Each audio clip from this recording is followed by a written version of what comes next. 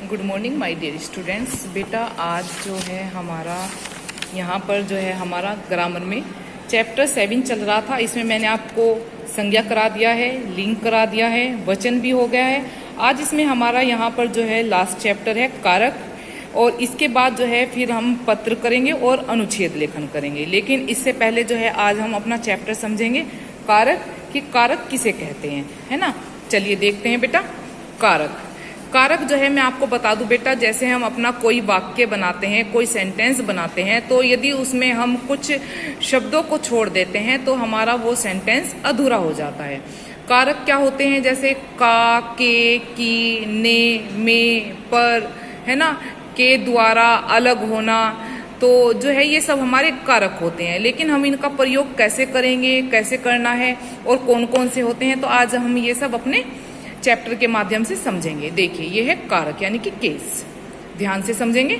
माता जी सब्जी खरीदी। अब माता जी सब्जी खरीदी तो सेंटेंस हमारा बड़ा अटपटा सा लग रहा है। यहाँ क्या होना चाहिए, माता जी ने सब्जी खरीदी, तो यहाँ ने आना चाहिए था, तो यहाँ हमारा ने छूट गया है। तो ने क्या है, हमारा कारक है। अब है उन्होंने दुकानदार पैसे दिए। अब ये भी लैंग्वेज हमारी गलत है, लेकिन क्या होना चाहिए, उन्होंने दुकानदार को, उन्होंने, यहाँ भी ने आना चाहिए था, और यहाँ दुकानदार को, यानी कि यहाँ हमारा को कारक छूट गया है और इसमें ने छूट गया है यहाँ पर, और ऊपर भी हमारा ने छूटा था। लेकिन अब हम इन वाक्यों का कैसे पता करेंगे, अब देखते हैं। इन वाक्यों को पढ़कर हम पाते हैं कि इनमें कोई भी विवरण स्पष्ट नहीं है, क्योंकि बात हमारी स्पष्ट ही नहीं है। इन वाक्यों को इस प्रकार लिखकर समझेंगे। कैसे लिखकर समझेंगे, जैसे माता जी ने, आ गया ना ने, सब्जी खरीदी। अब है उन्हों था ऊपर, तो उन्होंने, दुकानदार, तो हमारा यहाँ कारक को छूटा था, तो को पैसे दिए। तो अब हमारा ये सेंटेंस स्पष्ट है और हमें समझ भी आ रहा है। अब इन वाक्यों में ने और को शब्दों द्वारा वाक्य सही हो गए हैं और अर्थ भी स्पष्ट हो गया है। अर्थ कैसे स्पष्ट हो गया है, क्योंकि अब हमें पूरा सेंटेंस समझ में आ रहा है। अब देखते हैं, जो शब्द संज्ञा या सर्वनाम, संज्ञा या सर्वनाम का क्रिया के साथ संबंध बताते हैं वो कारक कहलाते हैं। बहुत इजी डेफिनेशन है ना। अब देखिए कारक के भेद। कारक के बेटा वैसे 8 भेद होते हैं, लेकिन हम इनको जान लेते हैं कौन कौन से होते हैं। जैसे कर्ता यानी कि जो है काम करता है, कर्म, है ना, करण, संप्रदान, आपादान, और जो है संबंध, और अधिकरण और संबोधन। लेकिन यहाँ तो हमने आपको वैसे ही बताया है, अब हम इनको विस्तार से जान लेते हैं कि इनका मतलब क्या है। चलिए देखते हैं बेटा। इन कारक भेदों को उनके विभक्ति चिन्हों, प्रसर्गों के प्रयोग के साथ इस प्रकार समझा जा सकता है। कैसे, देखो कारक भी दिए हुए हैं, इनके विभक्ति चिन्ह भी दिए हुए हैं और इनका प्रयोग भी दिया हुआ है। जैसे कर्ता, कर्ता ने, यानी कि देव, देव नाम दिया है, देव ने। अभी जैसे हमने बताया था माता जी ने। फिर है कर्म यानी कि को, यानी कि देव को, यानी कि माता जी ने किसको, सब्जी वाले को। तो ऐसे भी समझेंगे हम इसको, दोनों तरीके से समझेंगे। यहाँ केवल देव का सेंटेंस दिया हुआ है तो देव के माध्यम से समझा रहे हैं यहाँ पर, है ना। फिर है करण, से या के द्वारा, जैसे किसी के द्वारा कोई कार्य होता है, जैसे देव से या देव के द्वारा, है ना। फिर है संप्रदान यानी कि के लिए, यानी कि किसी को कुछ देने के लिए, देव को या देव के लिए, जैसे हम किसी को कोई वस्तु देते हैं या किसी के लिए लाते हैं, है ना। फिर है आपादान यानी कि अलग होना, जैसे पेड़ से पत्ते गिरते हैं, बच्चे विद्यालय से जाते हैं, तो ये विद्यालय से अलग हो गए हैं, पेड़ से अलग हो गए हैं। अब जैसे देव से, यहाँ खाली देव से दिया हुआ है।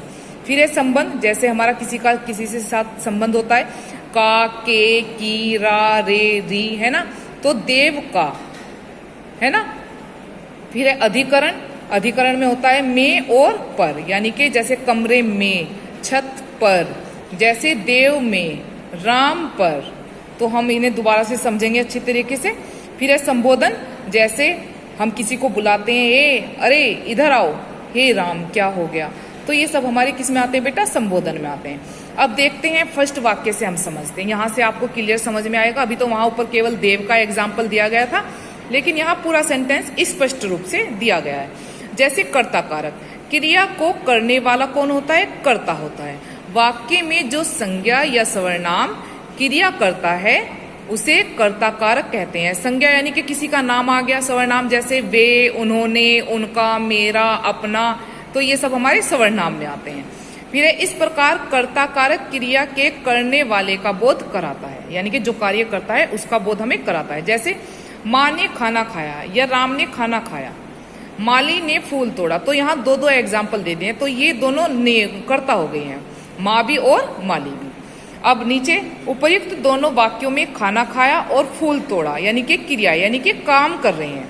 तो काम कौन है? जैसे माँ कर रही है और इधर माली कर रहा है, यानी कि इसने फूल तोड़ा और माँ ने खाना खाया। खाना खाया यानी कि ये क्या कर रहे हैं? क्रिया कर रहे हैं, काम कर रहे हैं। अब देखिए खाना यानी कि खाया किसने? माँ ने। तोड़ा फूल किसने? माली ने। अतः क्रिया करने वाली माँ और माली यानी कि दोनों कर्ता है, काम कर रहे हैं।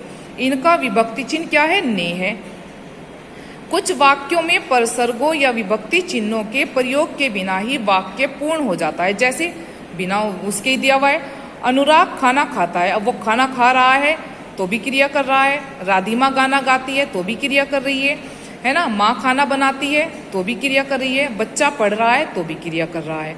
अब देखिए इन वाक्यों में अनुराग और राधिमा यानी कि रिधिमा करता है, यानी कि कार्य करने वाले हैं, परंतु दोनों ही वाक्यों में ने विभक्ति चिन्हों का प्रयोग नहीं हुआ है। देखो यहाँ ने का प्रयोग नहीं हुआ, लेकिन फिर भी हमारा जो है वाक्य स्पष्ट है। अब है प्राय वर्तमान काल, भविष्यत काल और अकर्मक क्रिया के साथ विभक्ति चिन्हों का प्रयोग क्या नहीं होता है, यानी कि वर्तमान काल के साथ में, भविष्यत काल के साथ में और अकर्मक क्रिया के साथ में विभक्ति चिन्हों का प्रयोग नहीं होता, यानी कि इनका प्रयोग नहीं होता। जैसे मैंने अभी आपको ये बताया है। कर्ता कारक की पहचान के लिए कौन, किससे तथा किसने लगाकर प्रश्न करना चाहिए। जो उत्तर प्राप्त होता है वही क्या होता है? वही हमारा कर्ता होता है। अब देखते हैं सेकंड, कर्म कारक। क्रिया शब्द यानी कि संज्ञा या सर्वनाम पर अपना प्रभाव डालती है अथवा जिस क्रिया को करने के लिए जो वस्तु या व्यक्ति होता है उसे हम कर्म कारक कहते हैं। जैसे ऋचा पुस्तक पढ़ती है, तो ऋचा जो है यहाँ लड़की है और पुस्तक क्या होगी बेटा? उसका कर्म करना, यानी कि वो काम कर रही है। इस वाक्य में पढ़ना क्रिया को करने के लिए पुस्तक अपेक्षित है, यानी कि पुस्तक से काम कर रही है। अतः पुस्तक क्या हो गई है? हमारी कर्म हो गई। पुस्तक के माध्यम से वो क्या कर रही है? कर्म कर रही है। जैसे बच्चा पेन से लिखता है तो पेन जो है वो क्या हो गया? वो हमारा यहाँ कर्म हो गया, यानी कि वो पेन से काम कर रहा है। अब जैसे सुशील मैच देख रहा है तो मैच उसका कर्म हो गया है। गीता बच्चे को पढ़ाती है तो बच्चे कर्म हो गए हैं। अब देखिए यहाँ पहले और दूसरे वाक्यों में परसर्ग को का प्रयोग नहीं हुआ है, हुआ ही नहीं है। तीसरे वाक्य में परसर्ग को यानी कि का प्रयोग किया गया है। वाक्य में कर्म कारक की पहचान क्रिया से पहले क्या लगाकर या प्रश्न पूछकर करते हैं। जो उत्तर मिलता है वही कर्म कारक होता है। जैसे गीता क्या कर रही है? क्या कर रही है? क्वेश्चनवाचक हो गया है। गीता बच्चे को पढ़ा रही है, वही कर्म कारक होता है जिसकी विभक्ति चिन्ह को है। को आ गया यहाँ। अब है करण कारक। कार्य के संपादन में कर्ता को जिस साधन की जरूरत होती है, यानी कि जिस साधन के द्वारा वो कार्य करता है उसे करण कारक कहते हैं। जैसे बच्चा पुस्तक से पढ़ता है, अब से या के द्वारा, तो दोनों बात सेम हो गई है। जैसे हरी पेन से लिखता है तो पेन से यानी कि पेन के द्वारा लिखता है, हम ये भी कह सकते हैं। पेन से लिखता है ये भी कह सकते हैं। तो से हमारा जो हो गया करण कारक हो गया। मेरे मित्र ने मुझे टेलीफोन के द्वारा सूचित किया, अब टेलीफोन से सूचित किया ये भी कह सकते हैं हम। ऋषि अपने पिताजी के साथ बाजार गया, है ना, तो के साथ, तो ये भी हमारा क्या हो गया है? करण कारक हो गया है। अब देखिए करण कारक की पहचान क्रिया के साथ, किससे, किसके साथ, किसके द्वारा लगाकर प्रश्न करते हैं। जो उत्तर मिलता है वही करण कारक होता है। यानी कि जब हम किसी से कोई क्वेश्चन करते हैं कि वो किसके साथ गया, तो आप कहेंगे कि वो पिताजी के साथ गया, तो किसके साथ और पिताजी के साथ दोनों क्या हो गए हैं? करण कारक हो गए हैं। अब है बेटा हमारा संप्रदान कारक, यानी कि जो हम वस्तु किसी के लिए कोई कार्य करते हैं या कुछ देते हैं किसी को। जैसे कर्ता जिसे कुछ देता है या जिस उद्देश्य के लिए कार्य करता है उसे क्या कहते हैं, व्यक्त करने के लिए संप्रदान कारक का प्रयोग किया जा सकता। जैसे संप्रदान का अर्थ क्या होता है, देना, जैसे मैंने अभी आपको बताया। इसके लिए चिन्ह क्या है, के लिए और को। विशेष क्रिया का धातु यानी दे होने पर सदा और संप्रदान कारक होगा। अब हम यहाँ वाक्य के द्वारा समझेंगे कि कैसे होगा। जैसे विद्यार्थी पढ़ने के लिए विद्यालय जाते हैं, के लिए। माता ने रोहन के लिए खाना बनाया, तो संप्रदान हो गया, के लिए यानी कि उसको देगी वो। श्री कृष्ण ने अर्जुन को गीता का उपदेश दिया, तो अर्जुन को, है ना, तो ये संप्रदान हो गया, वो दे रहे हैं उसको। अब है उपर्युक्त दोनों वाक्यों में से प्रथम वाक्य क्रिया के उद्देश्य हेतु स्पष्ट कर रहा है और दूसरा वाक्य दिया यानी कि देने को क्रिया के पद होने से अर्जुन को संप्रदान यानी कि कारक प्रदान कर रहा है। जैसे श्री कृष्ण ने अर्जुन को, तो अर्जुन को तो संप्रदान देना हो गया, गीता का उपदेश दिया। अब यदि हम को हटा दें तो वाक्य बिल्कुल हमारा समझ ही नहीं आएगा हमें, यानी कि श्री कृष्ण ने अर्जुन गीता का उपदेश दिया, तो गलत हो गया। तो को क्या होगा, यानी कि उसको दे रहा है, वो उपदेश दे रहा है। अब देखिए संप्रदान कारक की पहचान के लिए किसको किसके लिए लगाकर से प्रश्न करना चाहिए। जवाब मिलने पर जो उत्तर मिलता है वही हमारा संप्रदान कारक होता है। अब जैसे मैं कहूं कि जो है रोहन ने क्या अपनी बहन के लिए क्या बनाया, अब के लिए क्या बनाया, अब रोहन कहेगा कि उसने जो है अपनी बहन के लिए क्या बनाया, चाय बनाई या कॉफी बनाई, कुछ भी कह सकते हैं, तो के लिए यानी कि वो उसको देगा, तो वो हमारा संप्रदान हो जाता है, किसके लिए या किसको। अब है बेटा आपादान कारक। आपादान होता है यानी कि हमारा अलग होना।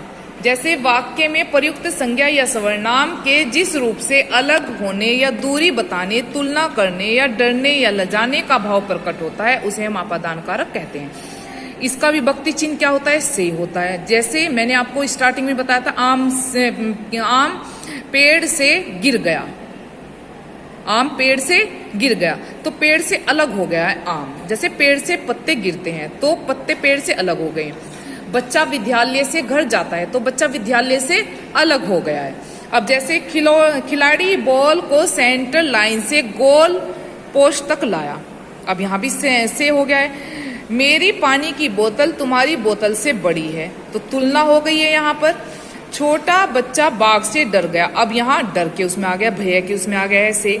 उपर्युक्त वाक्यों में आम का पेड़ से, बॉल का सेंटर लाइन से, मेरी पानी की बोतल का तुम्हारी बोतल से, छोटे बच्चे का बाघ से क्रमशः अलग होने, दूरी बताने, तुलना करने और डरने का भाव व्यक्त करते हैं। अतः ये क्या है, ये आपादान है। क्लियर बेटा पूरा सेंटेंस यहाँ पर। अब आता है हमारा संबंध कारक, यानी कि जब हमारा संबंध किसी के साथ में होता है, अपने रिलेटिव के साथ में या अपने किसी और अन्य के साथ में, तो वहां पर हम क्या यूज करते हैं देखते हैं। संज्ञा या सर्वनाम के जिस रूप से उसका संबंध वाक्य में प्रयुक्त अन्य संज्ञा या सर्वनाम से होता है तो उसे हम क्या कहते हैं, संबंध कारक कहते हैं। अब कैसे कहते हैं ये भी हम स्पष्ट रूप से समझेंगे तभी हमें समझ में आएगा। जैसे इसके चिन्ह दिए हुए हैं, का, के, की, रा, रे, री। जैसे शिवानी के पिताजी बैंक में मैनेजर हैं, के, शिवानी के यानी कि पिता का संबंध पुत्री से है तो के हो गया। ऋचा राहुल की क्या है, बहन है। यह तुम्हारी, अब तुम्हारी तुम जोड़ते तो वाक्य अधूरा रहता, लेकिन तुम्हारी जोड़ा है, संबंध जोड़ा है, तो रा री का प्रयोग भी देखेंगे हम। यह पुस्तक मेरी है, अब ये भी संबंध हो गया है मेरी से। अब देखिए उपर्युक्त वाक्यों में शिवानी के, राहुल की, तुम्हारी, मेरी सभी पद संबंध कारक हैं। इनकी पहचान करने के लिए संज्ञा या सर्वनाम के साथ किसका, किसकी, किसके लगाकर प्रश्न करते हैं, जो उत्तर मिलता है वही हमारा संबंध कारक है। ये बात हमारी सब जगह लागू होती है, ये वाली। अब है अधिकरण कारक, जैसे में पर, मेज के ऊपर या कमरे में। संज्ञा के जिस रूप से क्रिया के आधार व समय का बोध होता है उसे हम अधिकरण कारक कहते हैं। अधिकरण कारक की विभक्ति कौन सी होती है, में और पर। जैसे चिड़िया पेड़ पर बैठी है तो पर बैठी है, में नहीं। चिड़िया पेड़ में बैठी है गलत हो जाएगा। अब आकाश में टिमटिमाते तारों को देखो, यदि हम कहेंगे आकाश पर तो ये हमारा गलत हो जाएगा, तो यहाँ क्या आएगा, आकाश में। अब उपर्युक्त वाक्यों से क्रिया के आधार पर पता चलता है, अतः पेड़ पर आकाश में अधिकरण कारक के पद हैं। अब अधिकरण कारक की पहचान के लिए क्रिया के साथ कहाँ लगाकर प्रश्न किया जाता है और जो उत्तर मिलता है वो अधिकरण कारक होता है। जैसे हम कहते हैं कहाँ, तुम्हारे मामा कहाँ रहते हैं, अब आप क्या कहोगे, मेरे मामा वहां पर रहते हैं। अब बेटा संबोधन कारक, ये एक दूसरे को जैसे बुलाने के लिए जो हम यूज करते हैं, जिस शब्द से किसी को बुलाने का भाव प्रकट होता है उसे संबोधन जो है कारक कहते हैं। हे, ओ, अरे, इसके विभक्ति चिन्ह है। ये चिन्ह संज्ञा सर्वनाम से पहले जोड़े जाते हैं, बाद में नहीं जोड़े जाते बेटा। तो इनमें जो है क्या लगाते हैं, जैसे ये एक्सक्लेमेटरी चिन्ह है तो पूर्णविराम और नीचे डॉट लगाया जाता है, ये इसका चिन्ह है। जैसे अरे राहुल तुम कब आए, ये संज्ञा सर्वनाम यहाँ है तो इससे पहले उसने कहा है कि यहाँ इसका यूज होता है। हे राम, बड़ा अनिष्ट हो गया या बड़ा अनर्थ हो गया। बच्चों इधर मत भागो। क्लियर। उपर्युक्त वाक्यों में अरे, हे राम, बच्चों संबोधन कारक के उदाहरण है। ये बेटा हमारा यहाँ चैप्टर यहाँ कंप्लीट हो गया है। एक बार हम देखेंगे कि हमने इस पाठ के माध्यम से क्या क्या सीखा है। जैसे संज्ञा सर्वनाम का क्रियापद के साथ संबंध बताने वाले शब्द क्या कहलाते हैं, कारक कहलाते हैं। कारक के 8 भेद होते हैं, कर्ता, कर्म, करण, संप्रदान, आपादान, संबंध, अधिकरण तथा संबोधन। फिर है प्रत्येक कारक के विभक्ति चिन्ह होते हैं जिन्हें परसर्ग कहते हैं, यानी कि जो विभक्ति चिन्ह होते हैं का, के, की, रे, रा, रे, री, है ना, से, ने, में, पर, तो उन्हें क्या कहते हैं, उन्हें हम परसर्ग कहते हैं। अब देखते हैं इसकी एक्सरसाइज बेटा। फर्स्ट क्वेश्चन हमारा दिया हुआ है, कारक से आप क्या समझते हैं। इसका आंसर बेटा मैंने अभी आपको यहाँ बताया है, संज्ञा सर्वनाम या क्रियापद के साथ संबंध बताने वाले शब्द कारक कहलाते हैं। ये हमारा फर्स्ट का आंसर है। अब सेकंड है, कारक के भेदों के नाम तथा विभक्ति चिन्ह बताइए। अब कारक के भेदों के नाम तो बेटा यहाँ भी दिए हुए हैं, लेकिन हम यहाँ से नहीं करेंगे, हम क्योंकि इसमें पूरा टेबल इसमें करेंगे तो हम इसको यहाँ से करेंगे। तो कारक के भेद जो है हम यहाँ से करेंगे, पूरे 8 भेद यहाँ से ये पूरा करेंगे। क्लियर। सेकंड का आंसर। और जो है फिर हम इसको इसके साथ ये कॉलम बना करके तब इसको हम पूरा करेंगे। क्लियर हो गया बेटा आंसर हमारा सेकंड। चलिए अब देखते हैं हम कि आगे जो है क्वेश्चन नंबर 3 हम इसका नहीं करेंगे, 2 क्वेश्चन काफी हैं। अब यहां से हम कुछ नहीं करेंगे, ये यहां से हम कुछ भी नहीं करेंगे, ठीक है। अब हम यहां से करेंगे एक्सरसाइज नंबर 3। निम्नलिखित वाक्यों को उचित कारक चिन्ह द्वारा पूरा कीजिए। ये यहाँ दिए हुए हैं तो हमें बताना है, यहाँ कारक का भेद भी लिखना है, यहाँ हमें कारक चिन्ह भरने हैं। जैसे अर्णव ने चित्र देखकर पूछा तो क्या है, कर्ता कारक। लाला धनपत राय के घर में पुत्री का जन्म हुआ तो के, यानी कि पुत्री का जन्म हुआ तो पुत्री का संबंध किससे हो गया, लाला धनपत राय से, तो ये संबंध कारक हो गया है। घुड़सवार घोड़े पर सवार होकर चला गया, ये हमारा अधिकरण हो गया है जिसमें में पर का यूज बताया गया था।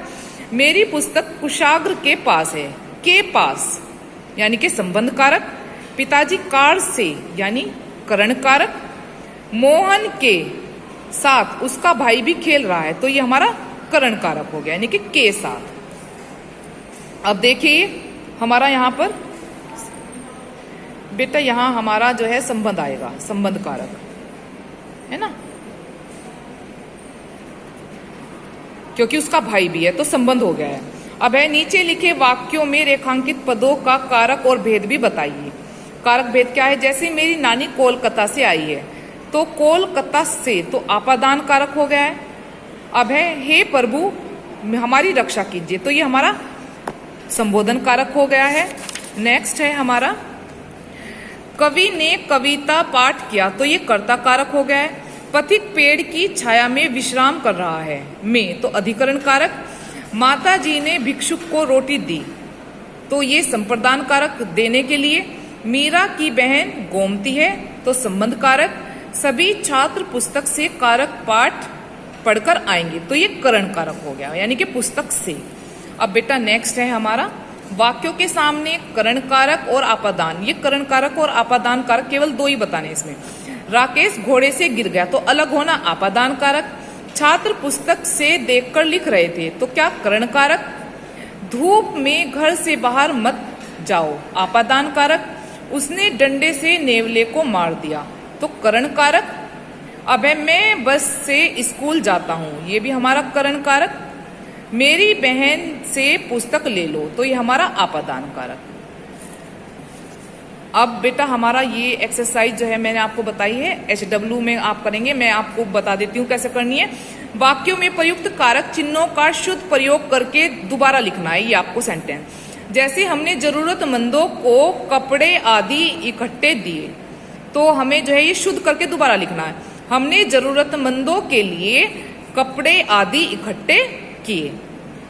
अब जैसे ऋतुराज कार पर आया है, तो कार पर नहीं, कार से। रेलगाड़ियां ठीक समय से नहीं आती, ठीक समय पर नहीं आती। तो ये सेंटेंस आप पूरा लिखेंगे, दोबारा से इसको पढ़ करके दोबारा करेंगे। ये भी आपको अपनी नोटबुक में करना है। जैसे सही विकल्प पर राइट का चिन्ह लगाइए। क्रिया को करने वाला कहलाता है, कौन?